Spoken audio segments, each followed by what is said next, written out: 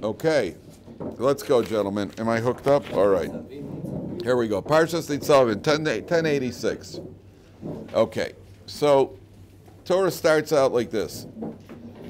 Atem Nitzavim hayom kulchem lifnei Hashem Elokechem. You're standing here today, all of you, before Hashem, your God, Roshechem, Shivtechem, the heads of your tribes. Your heads, the heads of your tribes, Zikdechem v'shotrechem, your elders, your enforcers, Kol Ish Yisrael, everybody standing here before God, 1086.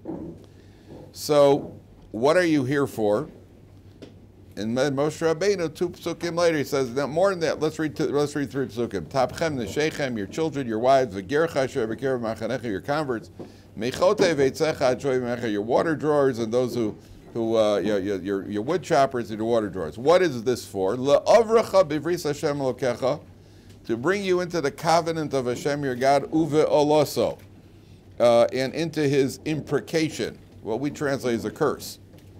Asher Hashem Elokecha korei simcha yom, which Hashem is making with you today. So what is this covenant that the Jewish people are going through here? So the idea here is that we are now talking about, besides up until this point, we've been seeing that the Jewish people, you better do this, and last week's, you notice that the Baal Koreh dropped his voice when he was reading the Torah. 1086, everybody should have a chumash. There are plenty of chumashim over there.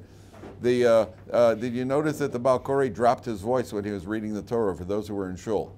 When he got to the tochacha, which is the rebuke, which is the prediction of the calamities that will happen to the Jewish people. So usually the way he reads it is, they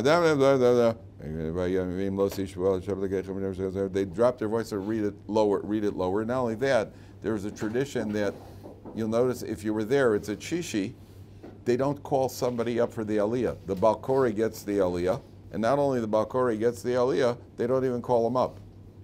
So it shouldn't be as if Yamod Reuven ben Shimon for the curse, right? They shouldn't say it's a minhag. It's a minhag. Somebody once asked somebody asked a question that he was in shul and the gabbai got mixed up and he said Yamod Reuven ben Shimon Shishi, and they called him up for the curse and he didn't know if he should go up to the Torah to read this for this thing.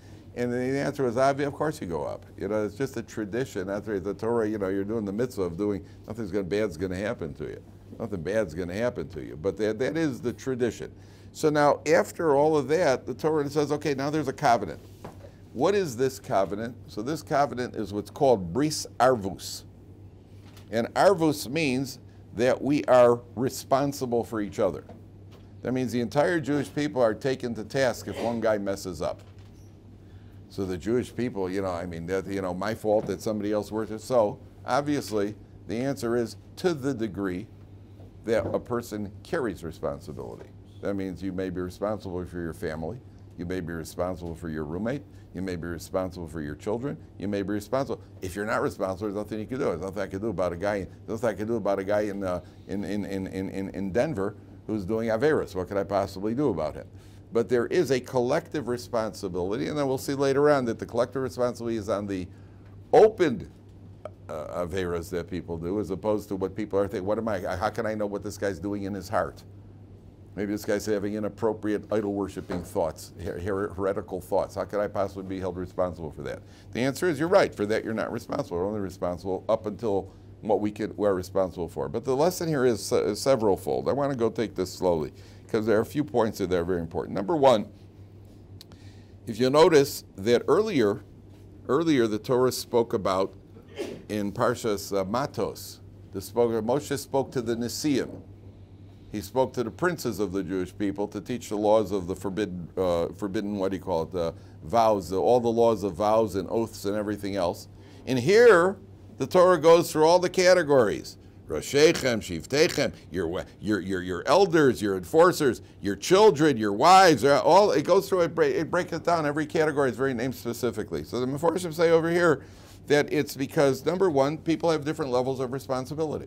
If you're the posek of the neighborhood, if you're the rav of the shul, you carry a bigger responsibility than the guy sitting in the back, who's just visiting the shul once in a while. So each person, a mother may have less responsibility. The father has to set an example in the home.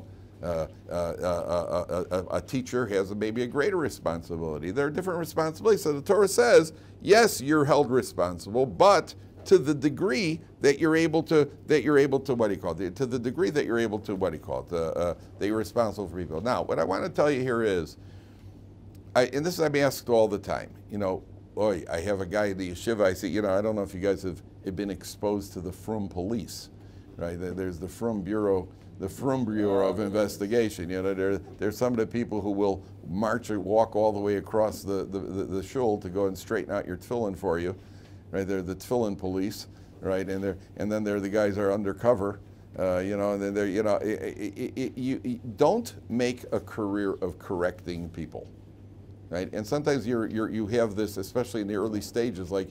We become frum, and then I see people doing wrong, and I want to go to, you know, if I go back to my old shul in Chicago or wherever it is, where you know, they're talking during davening, or they're not wearing their tefillin right, or what, and I got this urge to start shooting in all directions, like the Cisco kid, you know, you're just shooting in all directions. You know what? Don't make a career of correcting people. You're not, and especially parents.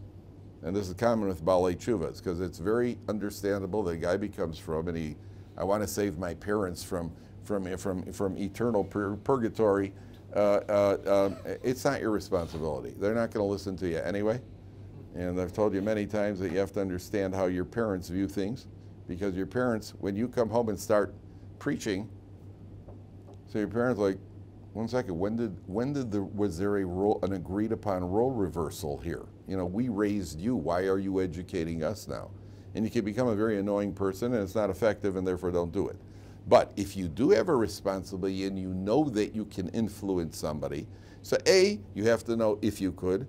B, you have to know how to do it. I heard about a rabbi recently, Rav Aaron Schechter, who was recently nifter. He was the Rosh Yeshiva of Chaim Berlin in New York. And there was a bacher in the yeshiva. We were talking about a mainstream yeshiva. A bacher didn't show up for davening.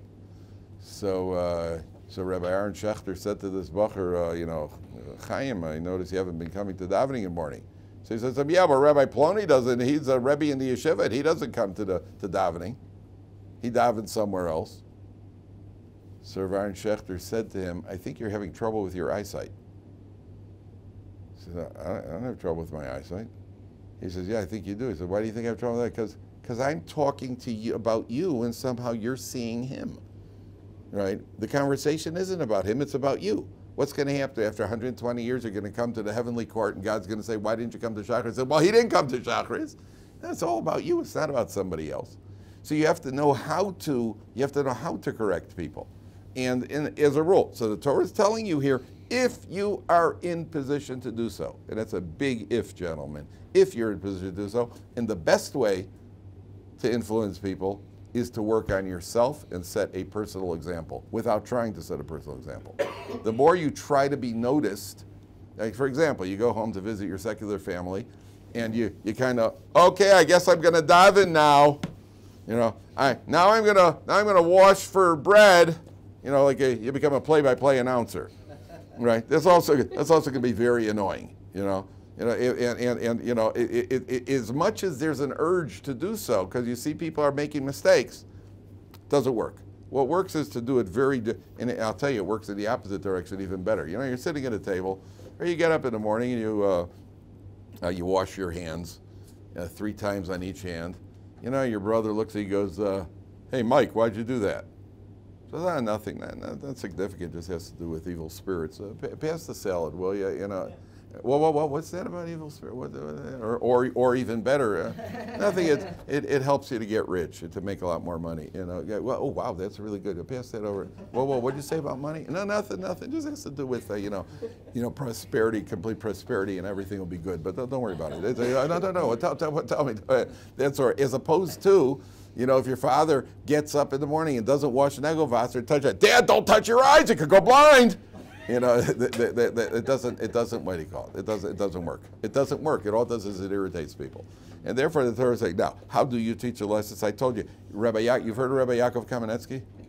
Rabbi Yaakov was one of the Gedolei Ador. So somebody once asked Rabbi, his son, Rabbi Shmuel Kamenetsky, is a Gedolei Ador in America now. Somebody once asked Rabbi Yaakov Kamenetsky, how did you teach your children to make brachos? You know, Rabbi, going to say it? We never taught our kids how to make brachas. I made brachas, and my wife made brachas. The kids saw us making brachas. They made brachas, because that's what kids do. Kids imitate. Kids imitate, for better and for worse, but they imitate. And so what do you call it? If a person understands, live. If the kids see what we are, that's what they do. That's how it works. It doesn't work by what do you call it? It doesn't work by preaching, especially with your own kids. That I can tell you. I should charge you for this piece of advice. It doesn't work. Remember I told you about Billy Smith? Remember Billy Smith, Mayor? The goalie for the New York Islanders. Billy Smith had a reputation of being the dirtiest player in the NHL because he was a goalie, and the only unprotected part of a hockey player's body, the only place where he doesn't have solid padding is on the back of his legs, on the calves of the legs. So Billy Smith, with the big goalie stick, anytime an opposing player got too close to his crease, he would slash him. Of course, the referee wasn't looking. He would slash him with his stick on the back of the legs, which made him extremely unpopular among opponents, but very well beloved among his teammates. So then Billy Smith Jr. was 9 years old, and somebody asked Billy Smith Jr., when Billy Smith Jr. started playing Pee Wee hockey. So they asked Billy Smith Sr., is your son going to be slashing the Pee Wees? So Billy Smith said no. So the reporter said to him, how do you know? He said, I told my son, don't do as I do as I say. I guarantee you the Pee Wees were limping. There's no question about it. Because kids don't do what you say, kids do what you do. That's 100%. You want to tell you a personal story. This actually happened to me. I walked I was in Manchester, and there's a guy who has a kosher grocery store in Manchester, and he's got a display of candy and nuts, and one of these open displays where you fill a bag and you weigh it, like they have all over Israel. So he's got this open. He tells me a frum guy walks in, and he's sitting in his office. He's got a camera, and he sees this frum guy goes over to fill some bags with candy, and as he's filling the bags, he's munching on some of the candies. So the guy comes out of the office. He says to him, "Listen, if you want to taste one or two, just to see if you want the candy, I understand you taste it, but this isn't it's not a what do you call it? It's not a what do you call it? A buffet. It's not it's not a buffet. Help yourself while it's not like eat munch while you shop type of thing." So the guy says, "Okay." Guy comes back the next week, and again he sees him doing the same thing. Again he's munching while he's. So he comes out. He says, "I told you, this is not a buffet over here." He comes back a third week, and again he's doing the same thing. He says this time, "Listen, the guy's not a mensch. I'm not gonna talk. It's not that. I'm not gonna waste my breath on him." Okay. About 6 months later, a 7-year-old girl comes into the shop. He's sitting in the office. He sees on the camera. She kind of looks around and she starts filling her pockets with candies. And she's looking around. She's filling her pockets. So he goes. I says, "Come into the office. What's your phone number?" She calls her father. She says, "You better get down here. Your daughter's been stealing candy." Father comes down. He tells him what the daughter did. So the father picks up his hand to slap his daughter. So the guy told me he grabbed the father, pulled him in the next room. He said, "If you slap her, I'm going to slap you.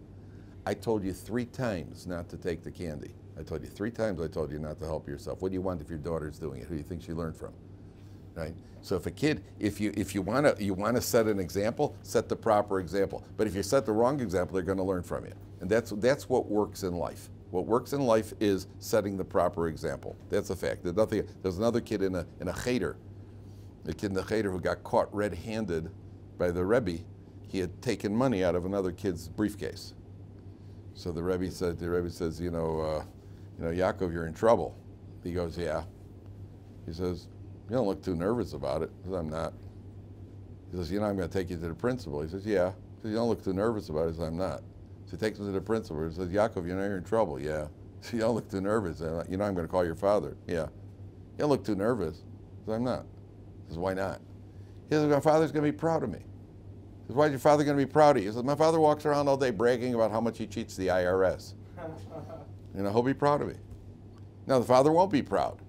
The father sees the difference between cheating the tax department and taking out of a briefcase. The kid doesn't understand. The father's wrong too. You can't cheat the tax authorities.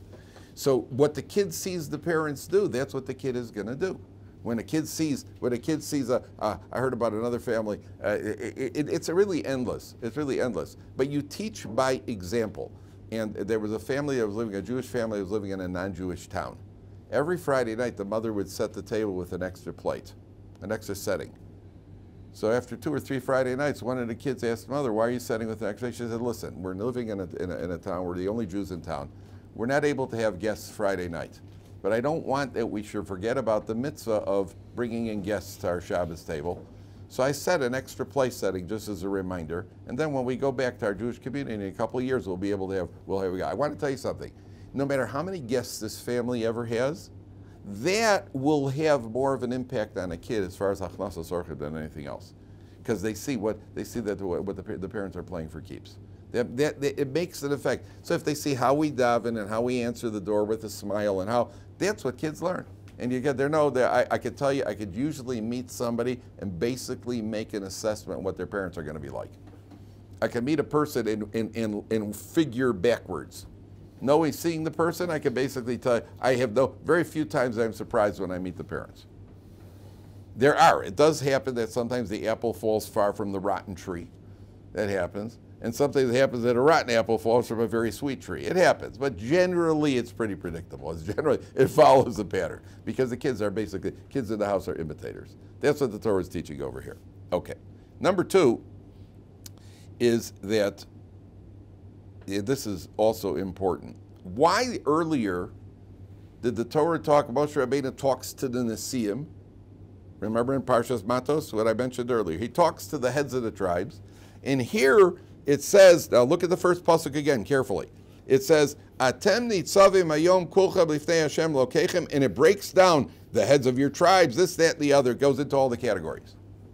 So one of the Farshim says, you know what the difference is between here and there? The Torah says the words over here, you're standing lifnei Hashem Elokechem.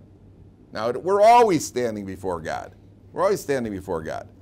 But, you know, when you daven Shemon Esrei, it's a heightened level of standing before God. Here, too, Moshe Rabbeinu is saying, you're standing before God. And here are the categories. Why does Moshe break it up? The answer is, down here, there's an objective standard. That means we take a look, for example, I've mentioned to you, if there's a Talmid Chacham in the shul, and there's an honor to be given, who gets the honor? You give the honor to the Talmid Chacham. Because in a human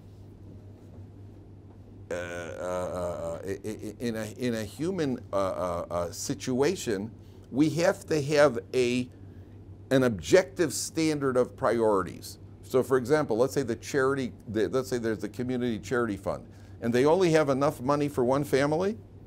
The Talmid Chacham's family gets it. Why? Because that's the priority in the community. But that's because down here we have to have some sort of system of how to determine priorities. What about in the eyes of God? We don't know who's on a higher level in the eyes of God.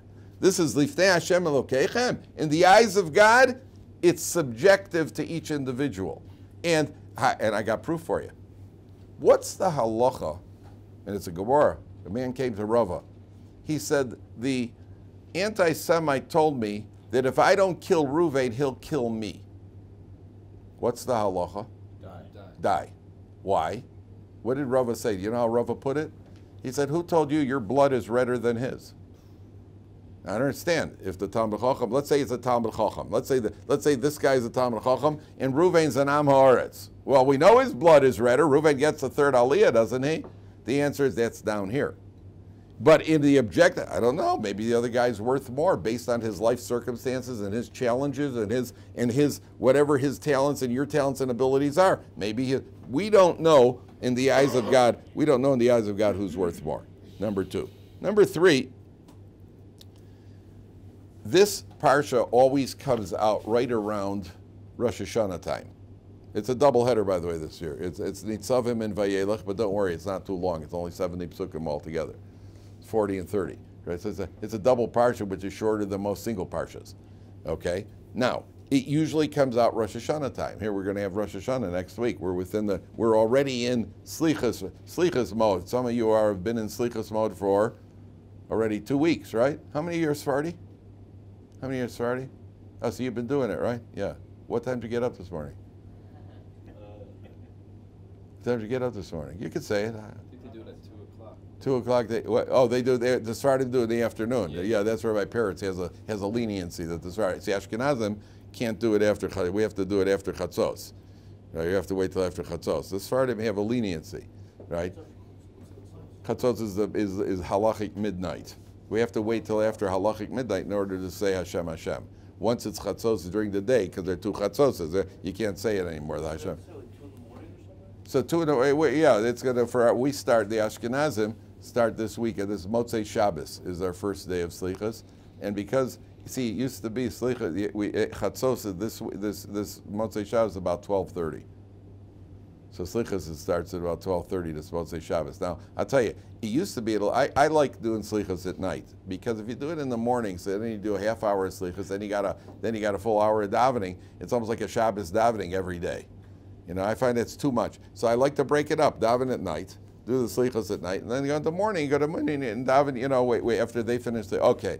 The problem is that in Israel, before daylight savings time, so it used to be 11:30 at night.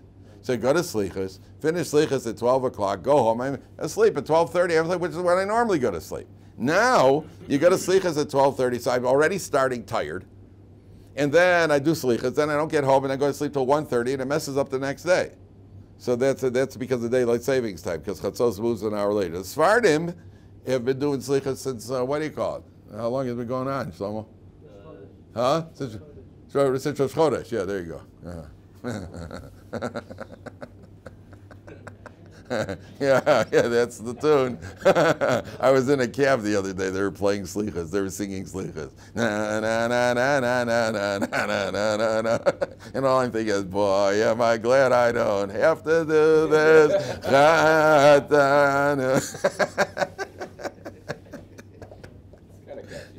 So it is catchy, yeah, it is catchy, especially if you do it 40 days in a row. So yeah,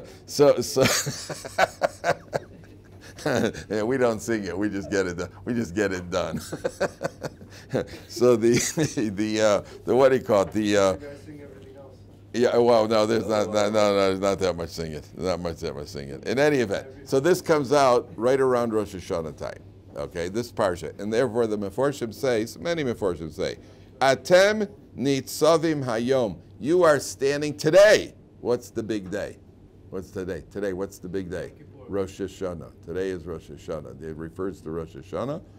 Kulchem, all of you, Lifnei Hashem Elokeichem. Now, I want you to listen carefully. What does this word Kulchem mean in the plain context? The plain meaning of Kulchem means what? All of you. All of you meaning what? All you people. All you people. All you people are standing in front of Hashem. Said the Meforshim, on Rosh Hashanah, all of you, the individual, is standing before Hashem. What does that mean? All of you, the individual. All of you is in front of Hashem. What does it mean? Human beings our memory isn't great. So I don't remember exactly everything I've done this year, positive or negative. Hashem remembers it all. Hashem remembers the time you got up on the bus to give your seat to the little old lady. That's a mitzvah. You'd be right. Do you remember it? You don't even remember it. Right? You don't remember that you gave tzedakah, how much money each day when you dropped a few coins in the pushka. You don't remember how much that adds up to. You don't even remember doing it. You probably did it subconsciously. It was in the morning. You're basically half awake. HaKadosh Baruch Hu remembers it. But HaKadosh Baruch Hu also remembers every time that we were inconsiderate. He remembers every time that we spoke Lashon Hara. It's all there. Hatem nitzavim mayom kulchem. All of you, each individual, the whole package is standing in front of Hashem. And not only the whole package doesn't just mean your mitzvahs and your averas. It means all of who you are, what your potential is, how much of your potential you've used, and so on and so forth. Only God could calculate that. And on Rosh Hashanah, we stand in front of God. All of us, the whole package is there because we don't remember. We don't even remember what we've done, what we haven't done. Even more, Atem. If you rearrange the letters of Atem, what do you get? MS. Good. Truth. Atem Nitzavim. You are standing. You know what the Gemara asks? The Gemara says, why is it that the words sheker means falsehood? That's very interesting. Sheker is made up of 3 levels. Kuf, Resh, Shin, which follow in order in the Aleph base. Kuf, Resh, Shin. Just rearrange, spell sheker. Number 1. Emes, Aleph, first letter. Mem is about, it's 22 letters. You can't have spot, but it's one of the 2 middle letters. And Tuf, which is all the way on the end. Why are the letters of Emes spread as far apart as it could be, and Sheker is as close as could be? Any idea? Well, think about the reality of the world. There's a lot of falsehood one after the other. Truth is far apart. Sheker is very bunched together. There's always sheker is very common. Emes is far apart. On the other hand, there's the difference between the letters. The Gemara says, do we have a what do you call your mayor? You're going to have to camera me. If you look at a Sefer Torah, not the way, if you look at a Sefer Torah, a shin is written like this. It's basically how a shin is written. A kuf is written like this, and a resh is written like this. Aleph, like that. Mem is like that, and a tuf is like that, more or less. Probably that's more accurate. So the Gemara, there's a Gemara. The Gemara says, why is it that sheker comes to a point, whereas emes, each letter of emes seems to have a firm base? Right? You notice that? Sheker comes to a point. The Gemara says, because sheker doesn't stand. It doesn't persevere. Emes stands. Right? Emes will always, you take a look at all movements in the history of the world which have been sheker. Where are they? Where's communism? Where's socialism? Where's thisism, thatism? They got shekel miracle. They toppled down. They toppled over. They had their ride and then they fell because it's sheker. Emes is Torah. Torah is still here. Torah is still here, untouched, unscathed. Torah is still here. So the atem, you, emes nitzavim, it stands. This alludes to the concept that truth stands. Truth will always stand. Truth will always persevere. And okay, the last point here is something that was mentioned by Rav Shach. And he says like this. Now, some people are going to be annoyed by this, not you. People in the world are annoyed by this, but they can't. They'll try to deny it, but it's only up to a certain point. You've heard of the expression, there are no atheists in a foxhole? Yep. Yeah, you've heard of that, which is true. Start praying. What's that? You start praying, right? All of a sudden you're praying. Well, who are you praying to? Not only in a foxhole, by the way. Not only a foxhole. Did you ever play Monopoly and you need a big spin? You got to avoid what do you call it? Either you got to avoid a hotel on Boardwalk, or you got to hit free parking to win the whole pot in order to stay alive in the game. Even though the free parking is really no money is supposed to go in there at all, according to the official rules. Free parking is just a space, gentlemen. Read the rules. Free parking, nothing is supposed to happen. You don't lose a turn. You don't do anything. You're there. You are existing with nothing happening. The minhag of Jews is to put money in free parking because we're just not going to waste the space there. You know, there's no such thing. We're going to put money in. You know, you find whatever it is you put in there. Yeah, and so you need a 6 to land on free parking. If you get a 7, then you nail a hotel on the Reds over there. Okay, what do you do to the dice before you spin them? Kiss them. You either kiss them or you whisper on them or there's a come on. I only got one question. Who are you talking to? And when you come on, who are you talking to? Oh, it works, does it? It works, does it? Who are you talking to? If you're talking to the dice, then you got much bigger problems than landing on free parking. You know, you got much bigger issue over it. The answer is that's an instinct of a human being to call out when you're in trouble. Hopefully, our biggest trouble should be in life should be Monopoly. That should be our biggest trouble. But the instinct of a human being is to call out. Says Rav Shach. By the way, at trivia, complete trivia, which single space in Monopoly is the most landed on space? The one right after free parking. The one? We're always praying on free parking. Not the one afterward? No. Illinois. Illinois is the most landed on space. Monopoly is based on the dice. That's why the greens. I always like the greens, but the greens aren't good because based on the numbers, it doesn't hold up. That's why it has to do with numbers. Because even to get to that last row, you got to get past jail. And the number, you end up, people are ending disproportionate. I mean, you think you're living in New York when you play Monopoly, the amount of people are going to jail. Well, nowadays, no, because the leftists don't send them to jail. But you know, constantly people are in jail. How many people are in jail in life, do you know? You know, how many people are going to jail? The answer has to do with that's why the oranges are the best one. The light blue and the oranges are the best one because the way the number combinations come out, you win. If you get the oranges, you win. It's like getting Australia in risk. Right, whoever, if one-on-one, whoever plays less try at risk. So my brother and I made a rule that we drew lines on our risk board from Africa to Australia so that you can attack from two places just like South America, otherwise it doesn't work. All right, I'm done giving you tips on life. So you're going to have to make it on your own now, guys, yeah. Okay, so now, one second. So what did Rav Shach say? Rav Shach says, you know what this pasuk is telling you? Atem nitzavim hayom kulchem lifnei Hashem Elokei. You're standing in front of God. That means every human being knows there's God.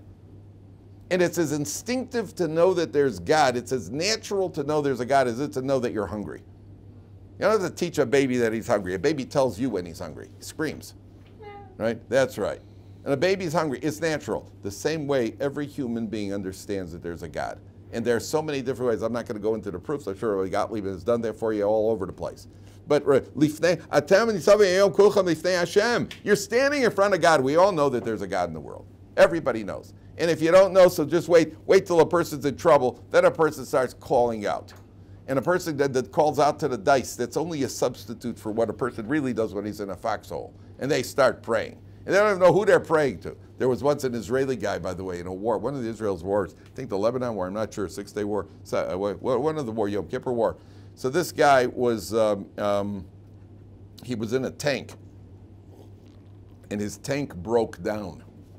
And there was a Syrian tank, and apparently in the tank, in tank warfare, it takes a maximum of 3 shots to hit the target. Because if you shoot the first one short, you make an adjustment, and if the second one goes long, by that point you know exactly how much the next one. So this guy, they shot short, they shot long, and he knew that he's gone. This guy was a goner. He knew he was a goner. And so he was from a left-wing kibbutz in Israel. He knew nothing about Yiddishkeit except one thing. He puts his hands over, he goes, Shema Yisrael, I don't know the rest. Shema Yisrael, I don't know the rest. Shema Yisrael, I don't know the rest. That's what they start saying. And just then, a tank retriever, an Israeli tank retriever, came over the ridge. Apparently they have these, and it just pulled him to safety. But that's the instinct. Here's a guy from the left-wing kibbutz, doesn't even know the full Shema Yisrael, but that's the thing he does. Why? Because that's what people know. Everybody knows there's a God. That's what the Torah is telling you. Remember what we're going to ask. I just want to ask, like, why the order of Rashi Shibtechem Signiyendesh Trechem? Like, is there something like? As far as what should it be? Like, what the heads of your tribes, your elders, Shotrechem are the enforcers, so they're not as a high level. They're the judges, the heads of the, it had to do with the stature, usually Torah stature.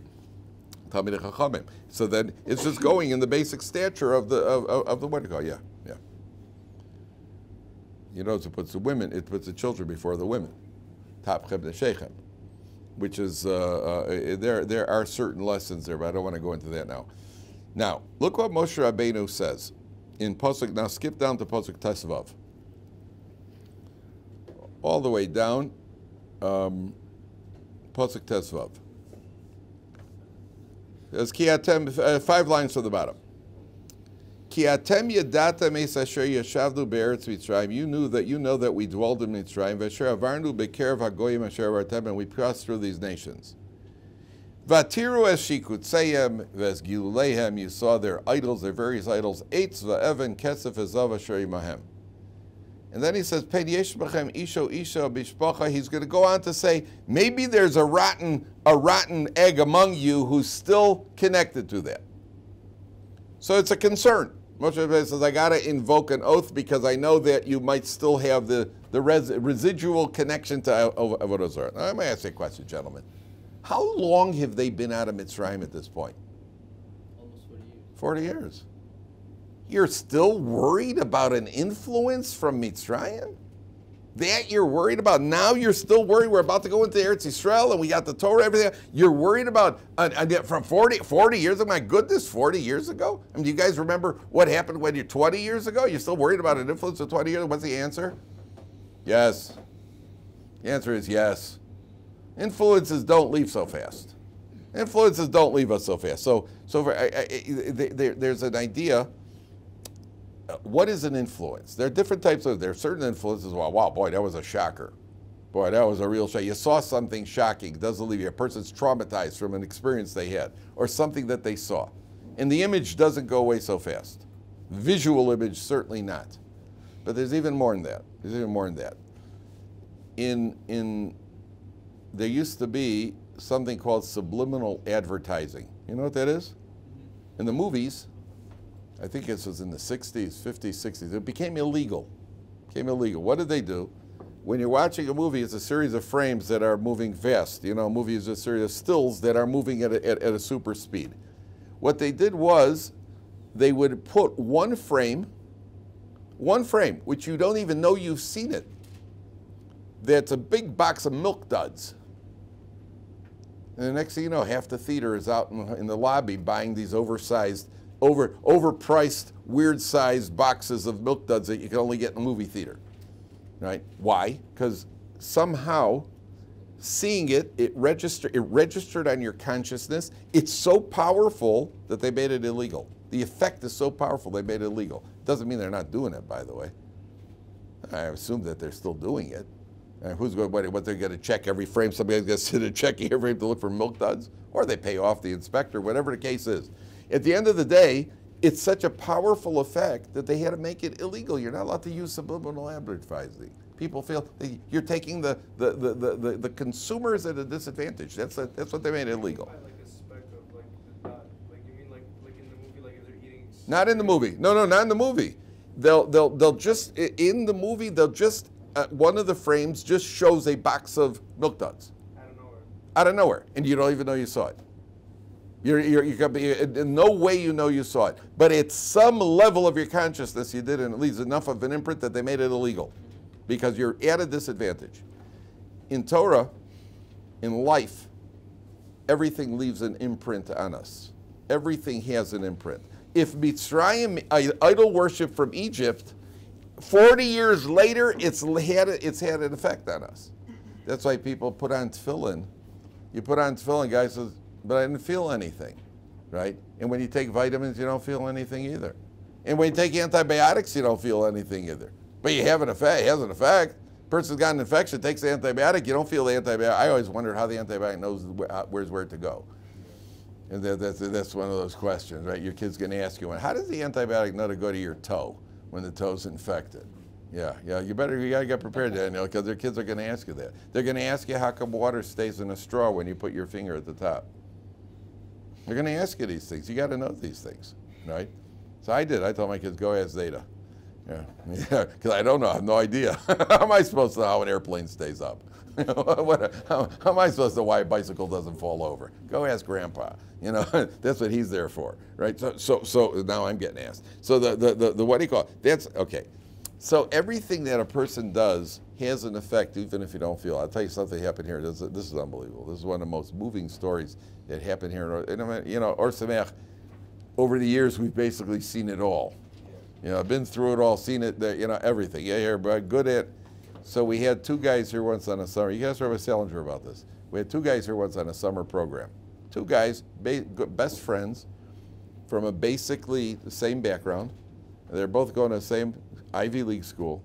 They came here for, I think it was like a 4-week program. And at the end of the program, Tom and Rick decided to extend his stay. He wants to stay in Yeshiva longer.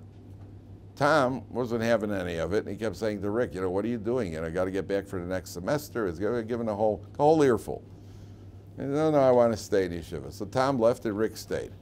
So one of the rabbis here, I think it might have been Rabbi Salinger, he asked him, what happened? You guys were basically the same level of Yiddishkeit. What happened? So he said to him, listen, I was not religious, he was not religious. The only thing either of our families ever did was we had a Passover Seder, and even that by, you know, who knows goodness if it was kosher or not.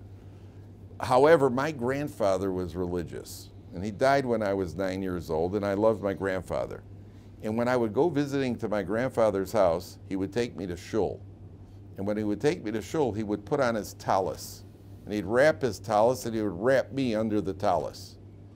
He said, when I walked into the Beis Medrash at Ohr Somayach, the smell of the Beis Medrash at Ohr Somayach reminded me of my grandfather's tallis. And he says, that's why I'm staying at Ohr Somayach. That's why I was 9 years old. That impression, it makes an impression. So the Torah is telling you over here, you know, be careful what you're exposed to. Be real careful what you're exposed to, because what we're exposed to is going to it makes an impression on us, for positive and negative. So hopefully all the good things there. I want to tell you something. Yeah, listen, I was a kid at camp. I was about, this was the B'nai Akiva. It was a modern Orthodox camp. And I was watching a baseball game. I was about 10, 11 years old. And I was watching a baseball game. One of the counselors hit the ball. He goes running around the base. I'm watching. I wasn't playing. I was watching. These were older kids, and the counselor hit the ball. He goes running around the bases, and he's going from second to third. There's a play at third base. And he slides into third. And as he slides in, the guy tagged him. While he was sliding, he put his hand up in the air to call himself out. And I remember as a kid, my first reaction was, "Oh no, don't call yourself out." You know what? You never call yourself. You argue that you were slid in under. You don't argue.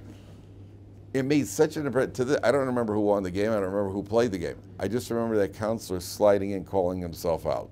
Right? That made an impression. That's what happens in life. That guy, I know to this day, I know his name, and I remember that slide. I remember the field that was on at camp. He slides in, and as he's sliding, he calls himself out. It makes an impression. What we see in life makes an impression. It made a very positive impression. And another counselor, by the way, we had another counselor who was not a particularly what I would call a religiously inclined.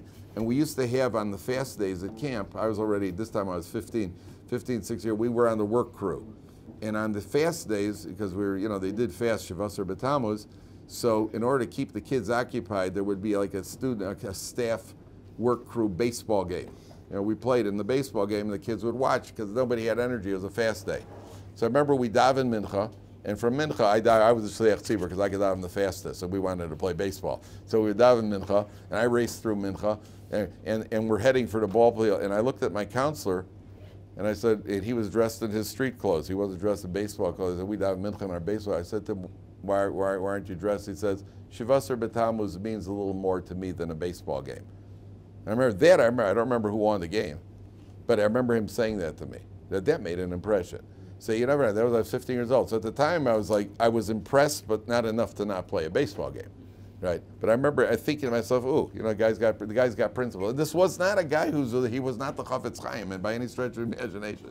But it made an impression. That's what happens in life. All right, to be continued.